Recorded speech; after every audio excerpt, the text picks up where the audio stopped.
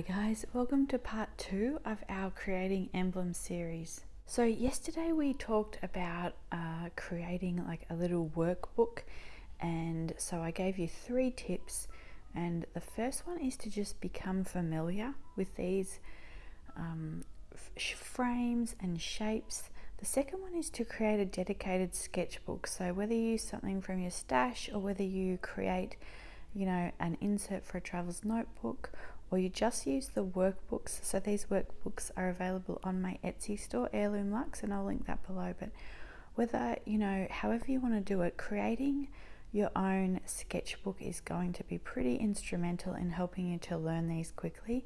And I show you through a few of mine, I think about 5 of mine, just some different examples over the last few years. And so I've settled on this one, and we talk about it in the last video and kind of go through it. But today I am just using some of the medallions from the printables. So I've gone through the printables, I've had a look at some of the ones that I wanted to pull out for this video, and also we've traced some, so we did that in the last video. And then I'm kind of just putting them on the page here to kind of try and see just compositionally where I want to put them, and then we can start working on them. So we talked about this quite a lot yesterday, so again, go and watch part 1. I'll link it below, probably first and then come back to this one. But you can see here some of these C shapes. So we talked about the C-shaped curves and how if you flip that, then and you can keep it symmetrical, or you can use it a little bit asymmetrically. So I really like this because it's kind of got that oval shape, but the oval's broken up into 2 asymmetrical C shapes. So we will think about that for this video, and we will look at that. And then we're going to work on some of these littler ones here.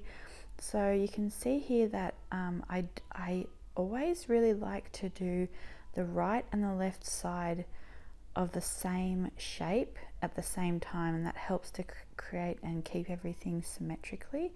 So like the top layer, then the middle ones, now I'm doing the bottom layer, and then you'll see here at the bottom, I'm having a hard time with the ink, but you'll see here at the bottom that I change the shape of these bottom ones here, and I am making it smaller. So basically, a lot of these shapes are these C shapes, and then they just change the size and the direction to create all these different kinds of medallions.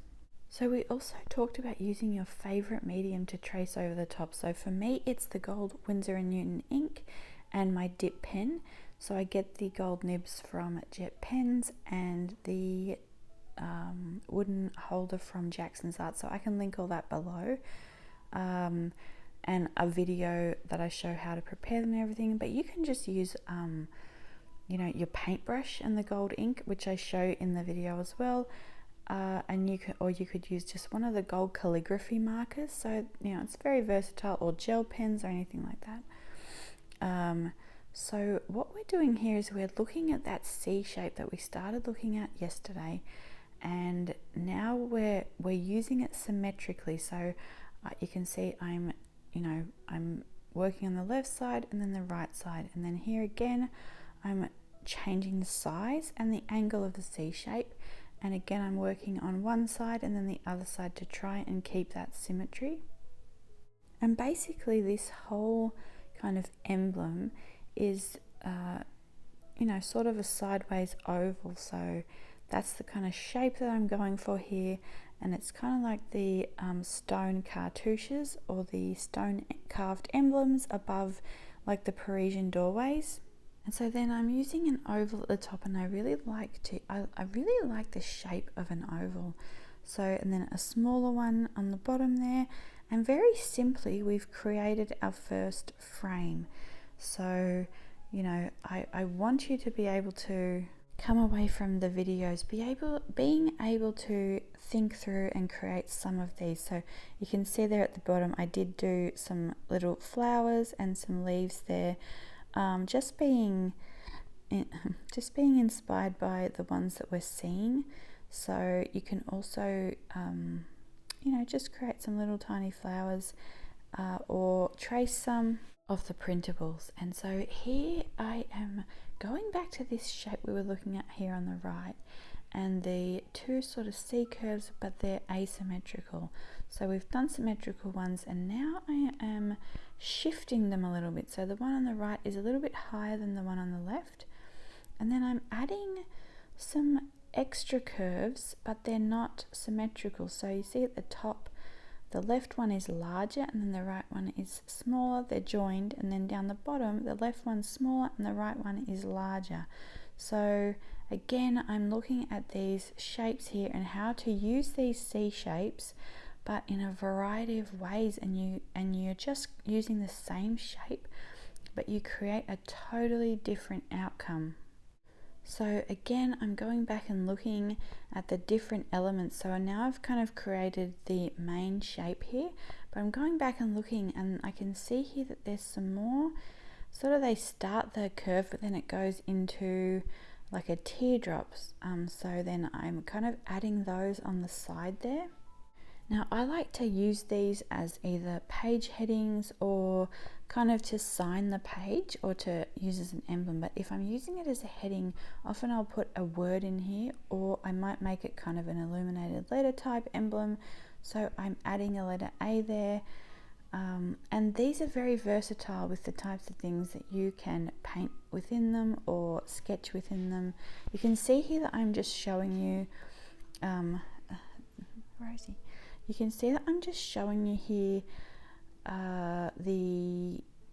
with a pencil, and this is how I started. So I highly recommend it, and you can use a different color or something like that, but I'm looking at the shape and I'm tracing it with my pencil first to kind of get that momentum of how that shape is curving.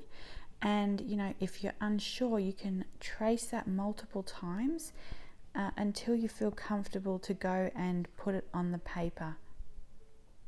So you can see that I just keep going back to the reference image, and then I go back to the one that I'm creating, and you can see that I'm not creating it exact, because even my sides are a little bit thicker and a bit wider, but I am using the one there, and I keep going back to it, tracing with my pencil, just thinking about the curves and the movement and how to bring movement, like how do I want to bring movement into the one that I'm creating.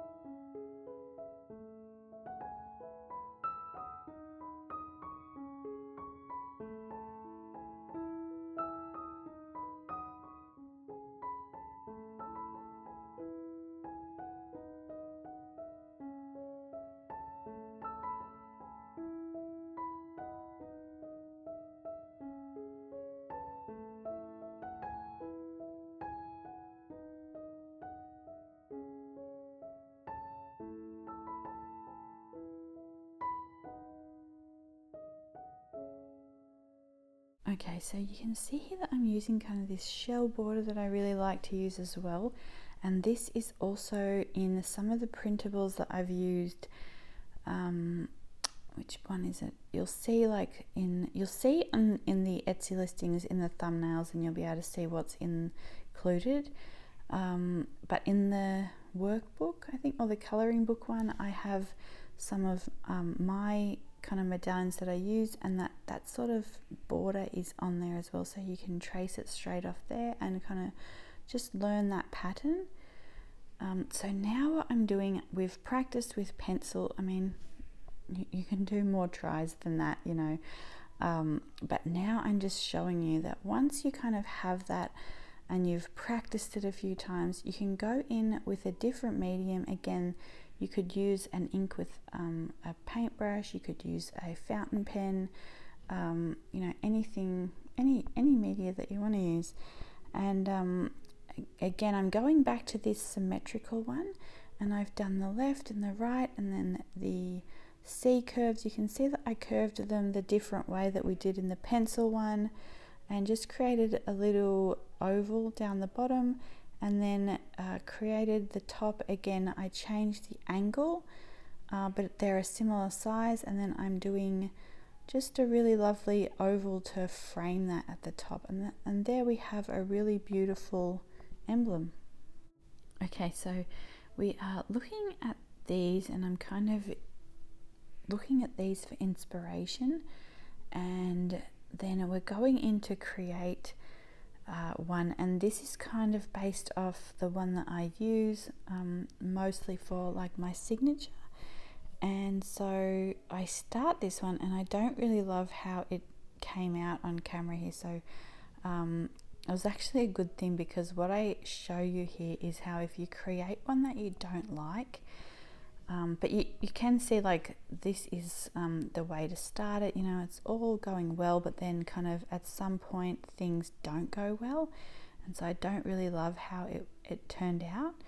And what I show you here is, don't panic if all else fails. Get your gold ink and a paintbrush and just paint on top of that, and then it just kind of all blends in, and then I actually really do like it.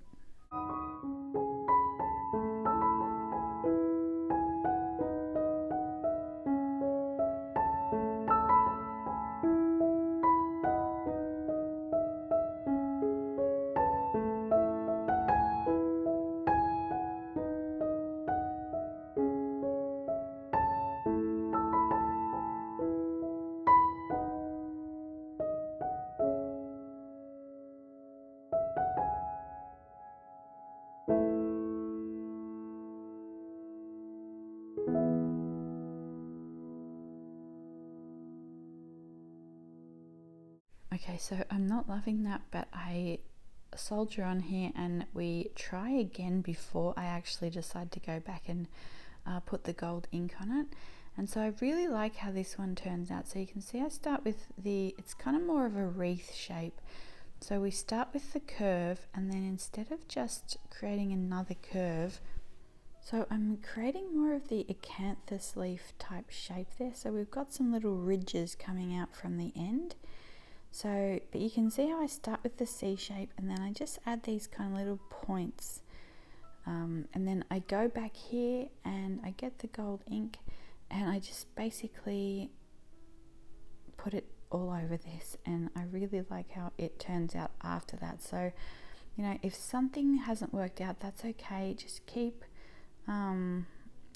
keep an open mind as to how it can be fixed. It's something my sister actually taught me, that generally if you don't like something, there's a way to fix it, and quite often those things end up becoming your favorite. So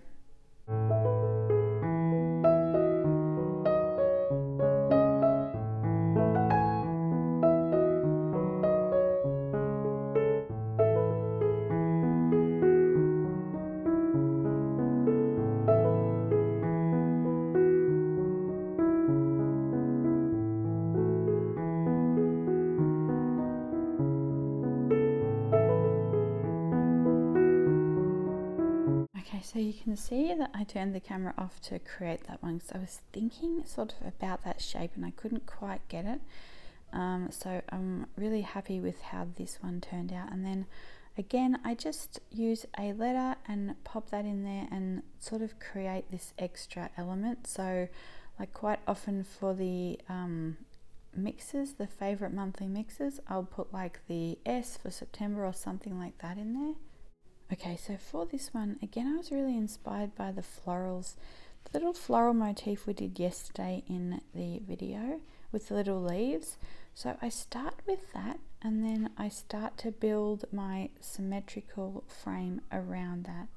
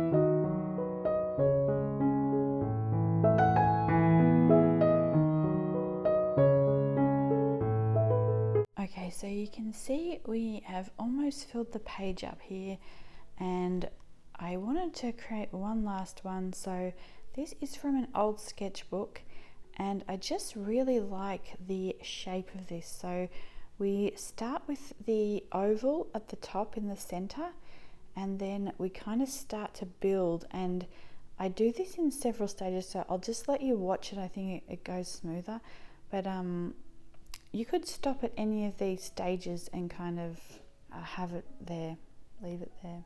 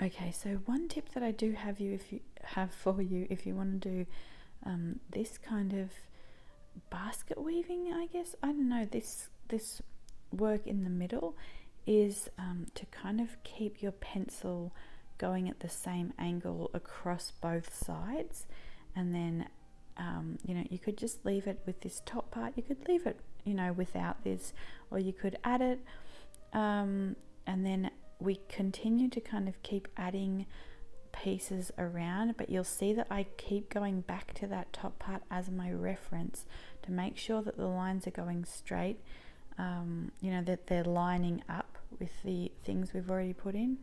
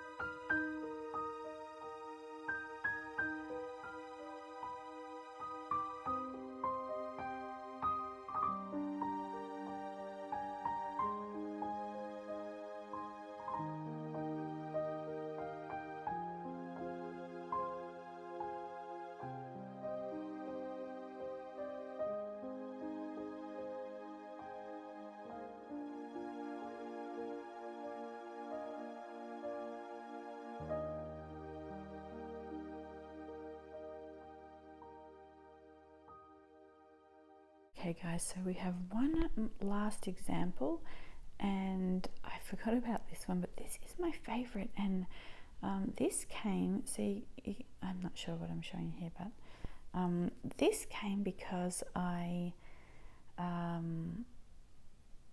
kept thinking about that kind of asymmetrical quality of the one over on the right, and how I could simplify it and how I could use it. So, you know, after doing all these different examples, then I kind of came up with this design here, and I've been really loving this. So, you know, this is a good example of kind of showing you how just doing these exercises and going through these things and using them will lead you to create some of your own. So, you know, keep at it, and if you can, I know that sometimes it's hard if you create something and you don't really love it, but if you can, try and keep the ones that you try, even ones that don't turn out, because later on you might go back and think, oh, I could use that element, like I see what I was trying to do there now, and I know how to fix that. So, you know, and like I said, you could use a flap, you know, to go over it from the printables or something like that. But I was just showing you there, that's my printer. It's the HP NV 5660, and I think that the printables work best on an inkjet. And I talk a little bit more about it in the last video as well. And I'm also showing you here how I enlarged. So I zoomed in on the roses for next week, and then I have just traced that right off the computer here. So, you know, obviously I'm tracing very lightly, so, you know, there can be no damage to the screen. If you were, you know, if you're tracing that it's affecting the screen, you're tracing too hard anyway. But you can also use we talk about like using, you know, a watercolor pencil if you don't want to use the grey as well. So there are a lot of different options, but yeah, I'm really excited. We're gonna do 3 different videos on roses next week. The week after that, we're going to look at watercolors. So I'm going to do all my palettes, my top favorites, and then I think the week after that we start December. So I am just working on it at the minute, and you can see here like some of the different ones that I so we'll do this video next week, but I'm just showing you how I'm combining different elements to create my own there. And I really loved this one. I've been thinking about this one, and so I used this one to create a sort of emblem above for a long strip of watercolor comparisons we're going to do. And then yeah, here's some roses for next week, and a few goodies that are coming up in December. So we will do the mushrooms, but I think they might be part of December's videos because there's footage going everywhere. So if I sound a bit scatterbrained, it's because there's just so much footage and so many videos going at once. But anyway guys, I hope you have a lovely week. I will link my shop below for the printables, and I hope that you enjoy creating them. Okay, bye.